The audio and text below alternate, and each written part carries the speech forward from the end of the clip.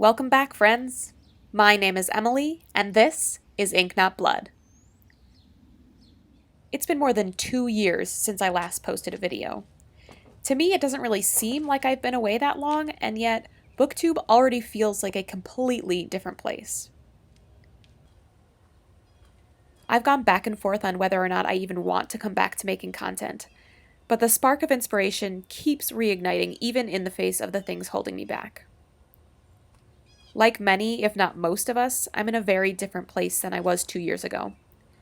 I stopped making videos when my 2019 season of roller derby got really busy with practices and travel, and then I started a new job, and then 2020 happened, and we all know how that went. I was lucky enough to have a stable job situation in 2020 since I was already working from home when COVID hit. In terms of COVID struggles, I was nowhere close to having drawn the short straw, but it's been difficult nonetheless. It has been 441 days since I last played roller derby. There's a gaping roller skate-shaped hole in my chest. I miss my team. I miss the adrenaline and the feeling of accomplishment. I miss feeling strong and focused and hungry. Being without derby is one of those core things about COVID life that breaks my heart over and over and over again. I didn't read more with all of my extra free time. In fact, I struggled to read at all for most of 2020. I didn't write either. After building great habits in the first few months of the year, pandemic anxiety ruined my momentum and robbed me of motivation.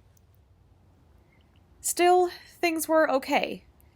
I buried my hands in the dirt and put my body to work, pouring what motivation I did have into my backyard garden. It was therapeutic to breathe in the damp air in the early morning and help things grow. It was the one thing I felt ready and excited to do each day. 2020 was even the year that I took first place in a strongwoman competition for the very first time. And at that competition, we found a tiny kitten only a few weeks old who had been stuck in an empty barrel. Fast forward 10 months, and Atlas is still the very best thing to come out of one of the hardest years of my life. If a sweaty day in July on a farm in the middle of nowhere brought the best of 2020, a dreary day in October at my parents' kitchen table brought the worst. My dad was diagnosed with a terminal lung disease.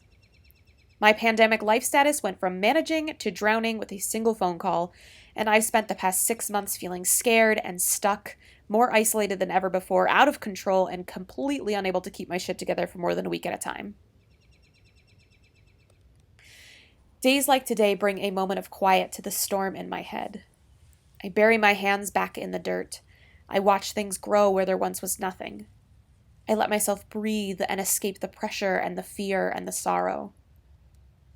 Books have been giving me that reprieve too, and thank goodness I'm somehow able to read again. But unlike avoiding my own story by plunging into another, being in the garden is an escape where I still feel present.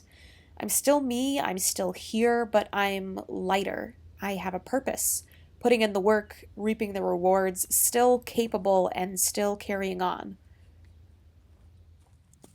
It's okay to muffle the noise of life by reading a book or binging several seasons of Survivor or marathoning Breath of the Wild. Finding joy to help you cope is important. But I'm trying to remember to give myself blank space to breathe as well, to let the noise flood in so that it can then flow out. Was it necessary for me to make a video announcing my return? Not really. And it's hard to be vulnerable and share the parts of myself that are still scared and tender. But here I am, looking for catharsis and the push I need to take the leap into whatever type of creation comes next. Growing something where there once was nothing.